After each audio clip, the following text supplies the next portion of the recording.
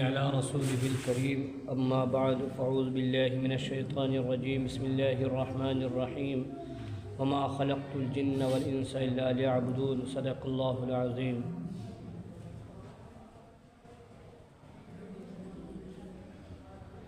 محترم بزرگوں، دوستوں اور عزیز ساتھیوں، اللہ کا بہت بڑا کرم اور احسان ہے کہ اللہ نے ہم سب کو جو ہے دین کی نسبت پر ایک جگہ جمع ہونے کی جو ہے سعادت نصیب فرمائی، اور مزید کرم یہ ہوا کہ اللہ تبارک و تعالی نے ہماری زندگی میں اور بستی والوں کی زندگی میں، بچوں کی زندگی میں، بڑوں کی زندگی میں دین کیسے آئے اس کی غور و فکر کرنے کی توفیق عطا فرمائے۔ اللہ تبارک و تعالی ہمارے اس بیٹھنے کو، ہمارے سننے کو سمجھو قبول فرمائے، اللہ عمل کی توفیق عطا فرمائے۔ دیکھیے، سارا معاملہ جو دار و مدار ہے وہ عمل کے اوپر ہے۔ انسان جس طرح کا عمل دنیا کے اندر کرے گا اسی طریقے سے اس کو آخرت میں اس کا پھل ملے۔ انسان یہ چاہے کہ میں جو بوؤں اور گیہوں کاٹوں، ایسا نہیں ہوگا۔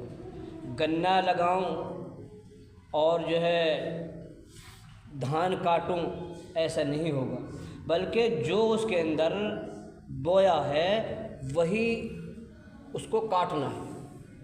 ایک حکیم لقمان صاحب گزرے، بہت بڑے، ایک مرتبہ گردش کے زمانے میں آزمائش آئی ان کے اوپر اور ایک کے غلام بن گئے۔ آقا جو تھا وہ بہت ہی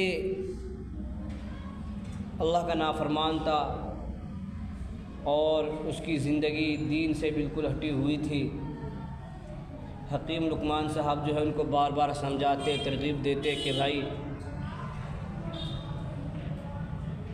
اللہ نے جو ہے ہم کو پیدا کیا ہے وہ ایک آزمائش کے لیے پیدا کیا ہے، ہمیں اللہ کے پاس جانا ہے، اللہ کی عبادت کرنی چاہیے، اللہ کے حکم کو پورا کرنا چاہیے، اللہ کی اطاعت اور فرما برداری کرنی چاہیے، لیکن اس کی سمجھ میں بات نہیں آئی تھی۔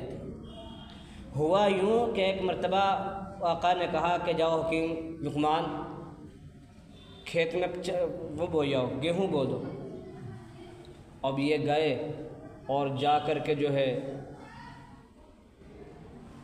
انہوں نے جو بو دی، بجائے گیہوں کے جو بو دی۔ جو کی دیکھ بھال کرتے رہے، پانی پتہ لگایا، ان کی دیکھ بھال کری، اور یہ آقا اس طرف نہیں گیا۔ جب کٹنے کا وقت آیا اس کے، وہ پک گیا پھل، اور جو کٹا اور جو ہے تھوڑا سا اس میں وقت رہ گیا، تو اب وہ اپنے کھیت کو دیکھنے کے لیے نکلا۔ اس نے جا کر کے دیکھا تو وہاں تو جو بو ہوئے ہیں، پھلیاں جو ہیں وہ جو کی آ رہی ہیں۔ تو حکیم لقمان صاحب سے کہا کہ بھئی ہم نے تو آپ کو جو ہے جو بونے کے، اس گیہوں بونے کے لیے کہا تھا۔ تو حکیم لقمان صاحب نے جواب دیا کہ جی ٹھیک ہے، جب ہم یہاں سے لے جائیں گے کاٹ کر کے تو کاٹتے ٹائم ہم گیہوں لے کر کے جائیں گے، جو بو دیے ٹھیک ہے، لیکن جب ہم اس کو کاٹ کر کے لے جائیں گے تو یہاں سے گیہوں بو کر لے کر کے جائیں گے۔ تو اس کے آقا نے کہا کہ ایسا کیسے ہو سکتا ہے کہ جو بویا اور گیہوں کاٹ کر کے لے کے جائیں؟ تو حکیم لقمان صاحب سے کہا جی یہ تو ہم نے آپ ہی کے طور طریقے سے سیکھا ہے۔ یعنی یہ جو سارا کام حکیم لقمان صاحب نے کیا تھا گیہوں کی بجائے جو بونا، یہ صرف اور صرف اس لیے کیا تھا تاکہ اس کو صحیح طریقے سے نصیحت کی جائے۔ کہا کہ تو ہم نے آپ ہی کے طور طریقے سے سیکھا ہے، آپ کو ہم آخرت کے بارے میں بتلاتے ہیں، سمجھاتے ہیں اور کہتے ہیں، آپ کہتے ہیں کہ دیکھی جائے گی دیکھی جائے گی، بعد میں ہو جائے گا جو کچھ ہوگا۔ تو اب یہ تو جب یہاں ہم گیہوں جو بو کر کے گیہوں نہیں کاٹ سکتے، ایسی آخرت میں ہم اگر یہاں ہم اچھے اعمال نہیں کریں گے، ہم نے اچھے عمل نہیں کیے ہوں گے، اللہ کی اطاعت فرما برداری نہیں کی ہوگی، آپ صلی اللہ علیہ وسلم کے حکموں کے مطابق ہم نے اپنی زندگی کو نہیں گزارا ہوگا، تو پھر وہاں ہم کیسے امید رکھ سکتے ہیں کہ ہم کو جو ہے اچھا پھل ملے؟ جب گیہوں بو کر کے جو بو کر کے امید نہیں کر سکتے کہ گیہوں لے کر کے جائیں گے، تو پھر خراب عمل کر کے یہ کیسے امید کر لی جائے کہ ہم آخرت میں ہم کو امن و سکون مل جائے گا؟ تو یہ بھی ان کا ایک نصیحت کا جو ہے حکیم لقمان کے ایک طریقہ تھا۔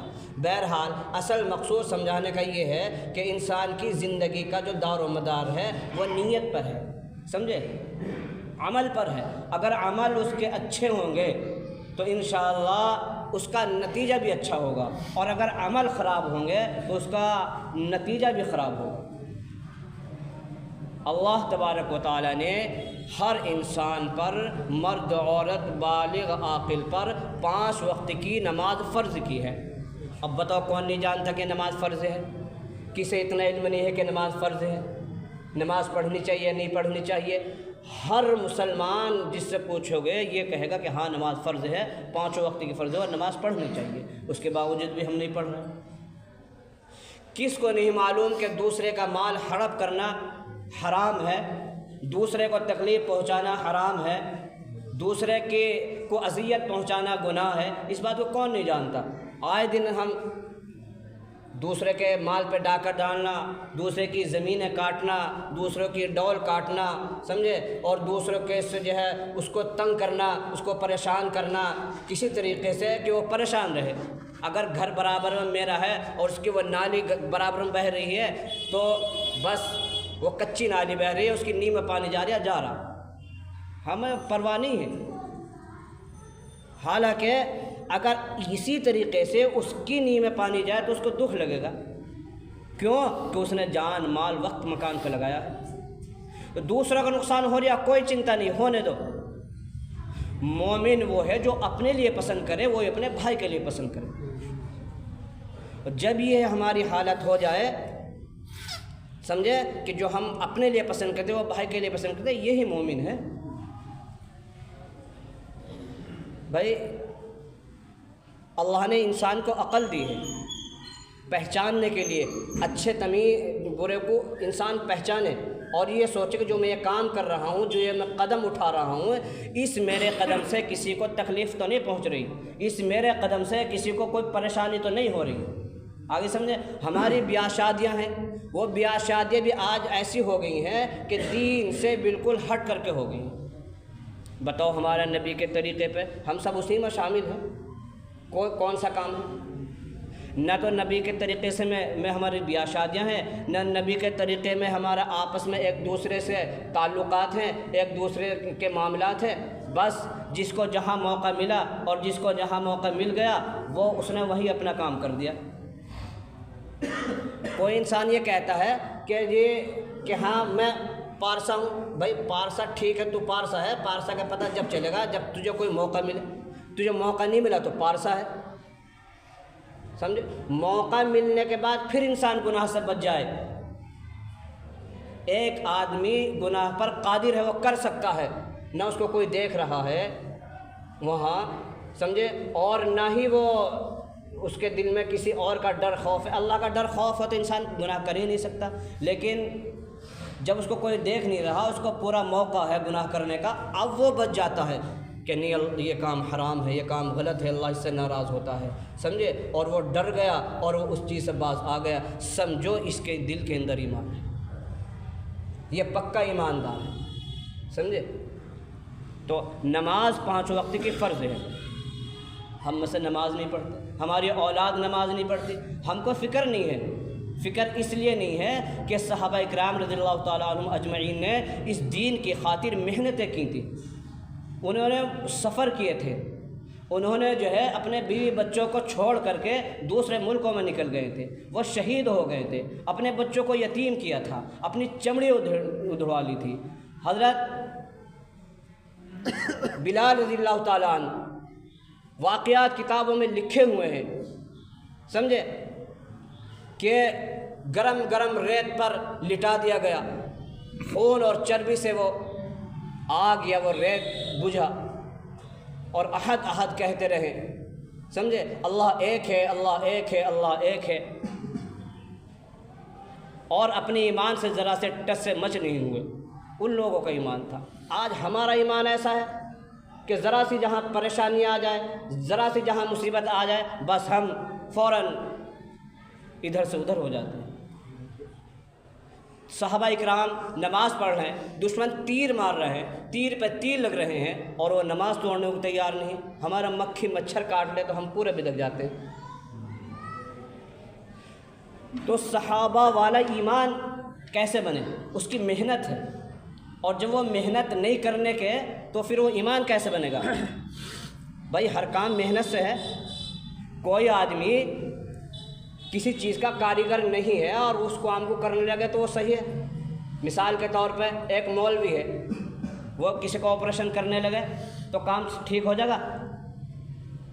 یہ ایک ڈاکٹر ہے، وہ قرآن کے مسئلے مسائل بتانے لگے، جس کا جو کام ہے، جس کام میں جو ماہر ہے، جس کام میں جو استاد ہے، وہ اس کو اس کام کا تجربہ ہے، اس کو پتہ ہے کہ یہ کام کیسے ہونے والا ہے، سمجھے؟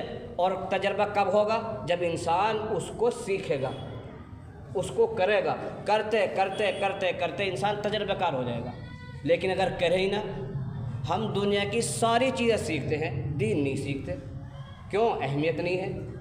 ہم نے کام سیکھا، کام سیکھیں گے وہی پیسے آئیں گے، زندگی بسر صحیح طریقے سے ہماری گزر بسر ہوگی، حالات نہیں آئیں گے، پریشانیاں نہیں آئیں گی، سمجھے؟ پیسے ہوں گے، سب چیز ہمارے پاس ٹھیک ٹھاک ہوگی۔ یہی تو سمجھانا پڑ رہا ہے کہ آخرت کے اندر بھی ساری چیزیں ٹھیک ہوں۔ اگر نیکیاں ہمارے پاس ہوں گی، اعمال ہمارے پاس ہوں گے، تو آخرت کی ساری منزلیں آسان ہوں گی۔ قبر کا مسئلہ ہے جو ایک پسلی میں دوسری پسلی کو ملا دے گی۔ بتاؤ اگر ایمان نہ ہوا، سمجھے، یا ہم نے یہاں رہ کر کے محنت، ایمان والی محنت نہ کی اور پوری زندگی غفلت میں گزار دی، تو کیا قبر بخشے گی؟ ہر دن کہتی ہے کہ میں کیڑوں مکوڑوں کا گھر ہوں، سمجھے، میں وحشت ناک کا گھر ہوں، میں تنہائیوں کا گھر ہوں، میرے پاس جب آئے تو سوچ سمجھ کر کے آئے۔ وہاں پر سوال ہوں گے، من ربک کا، من دینک کا، من نبیک کا، کیا دین ہے تیرا، کس نبی کو تو مانتا ہے، سمجھے؟ یہ سارے سوالات قبر کے اندر ہوں گے۔ اور ایک بات اور یاد رکھنا، انسان جو پوری زندگی کرتا ہے نا، وہی اس کی زبان سے نکلتا ہے۔ کتابوں کے اندر ہمیں پڑھا ہے، ہم نے فضائل اعمال میں بھی، اور سنتے رہتے ہیں کہ ایک آدمی بھوس بیچتا تھا، تو نزع کی حالت میں بھوس بیچتا بیچتا مر گیا، فلا گٹھا اتنے کا، فلا اتنے کا، فلا اتنے کا، نزع کی حالت ہے، موت ہے، اور بس اسی طریقے سے مر گیا۔ محنت جس چیز پہ ہوگی، ہماری محنت دین پہ ہوگی، تو انشاءاللہ آخر میں مرتے وقت تک ٹائم جو ہے زبان سے کلمہ خود بخود جاری ہوگا، کسی کو پڑھانے کی ضرورت نہیں پڑھنے کی، اور جو کلمہ پڑھ کر کے اس دنیا سے چلا گیا انشاءاللہ جنت واجب ہوگی۔ تو جی یہ کلمہ زبان پر ایسی جاری ہو جائے گا؟ اس کی محنت ہے، محنت۔ اگر محنت کریں گے تو یہ کلمہ زبان پر جاری ہوگا، اور اگر یہ سوچیں گے نا ہماری تو کلمہ یاد ہی ہے، یاد تو سب کی ہے، آگے سمجھ میں، لیکن زبان پر جاری وہی ہوگا جس چیز کی زندگی میں محنت کرے۔ تو بھائی نماز 5 وقت کی فرض ہے، سبھی انسان کو چاہیے اپنے گھر والوں کو حکم کرے، اپنے بیوی بچوں کو کرے، اور خود بھی اس کی پابندی کرے، پڑوسیوں کا خیال رکھے، کسی کے مال کا ناجائز طریقے سے ہڑپ نہ کرے، کسی کو تکلیف نہ پہنچائے، کسی کو ناجائز طریقے سے نہ ستائے، کسی کا برا نہ چاہے، اپنا بھلا چاہے، دوسروں کا بھی بھلا چاہے۔ مومن جو وہ ہوتا ہے جو اپنے لیے پسند کرتا ہے، وہ اپنے بھائی کے لیے پسند کرے۔ اللہ تبارک و تعالی ہمیں عمل کرنے کی توفیق عطا فرمائے۔ اللہ تبارک و تعالی جو ہے نمازوں کی پابندی کرنے کی توفیق عطا فرمائے۔ وآخر دعوانا الحمد للہ رب العالمین۔